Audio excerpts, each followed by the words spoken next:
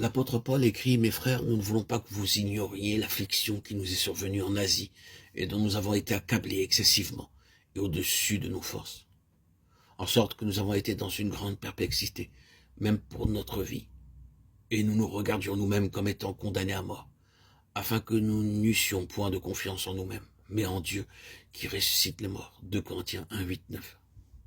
Paul, dans le sens spirituel, avait besoin de mourir continuellement selon la chair. Toute sa confiance en lui-même devait être anéantie, et il lui fallait encore et toujours être amené à un point qui dépassait sa propre capacité d'endurance et qui l'amenait à se confier entièrement au Dieu qui ressuscite les morts. 2 Corinthiens 13, 4. Vous trouverez cette même vérité dans Romains 7, 4. Vous êtes morts à l'égard de la loi pour être à un autre. La mort nous sépare de tout. Pour produire l'union spirituelle avec le ressuscité. L'un dépend de l'autre. C'est le revêtement du Saint-Esprit que Dieu veut que vous expérimentiez. Dieu ne revêt pas la chair, mais il revêt l'esprit de ce merveilleux vêtement de lumière qui le fera resplendir comme le soleil aux yeux des armées ténébreuses. Cantique des Cantiques 6, 10.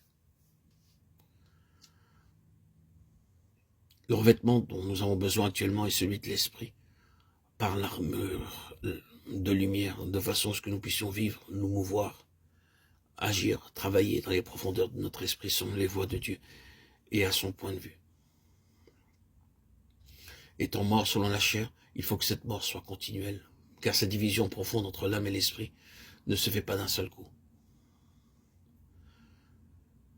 C'est l'esprit humain qui demande à être revêtu par l'Esprit de Dieu, afin que celui-ci lui communique sa puissance, et cela pendant que le croyant, jugé selon les hommes, est maintenu en état de complète faiblesse quant à sa force propre.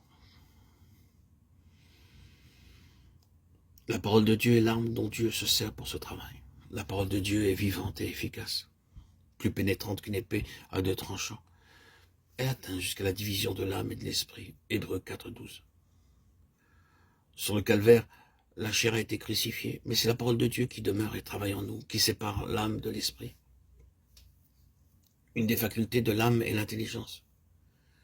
Il y a chez beaucoup de gens un mélange d'âme et d'esprit, de sorte qu'ils ne savent pas distinguer ce qui appartient à l'un ou à l'autre. Ils ne savent pas discerner ce que Dieu met dans leur esprit, ni la différence entre ce qui est dans leur esprit ou ce qui est de leur intelligence. Comment ferons-nous cette différence? En réalisant la vérité de la parole de Dieu et en laissant le Seigneur produire en nous cette œuvre de division. Tout au moins, devez-vous comprendre qu'il faut que cette division se fasse. Vous pouvez demander à Dieu de la produire en vous.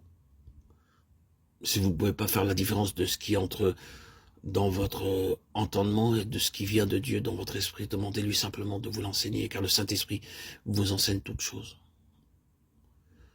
Jean 15, 26.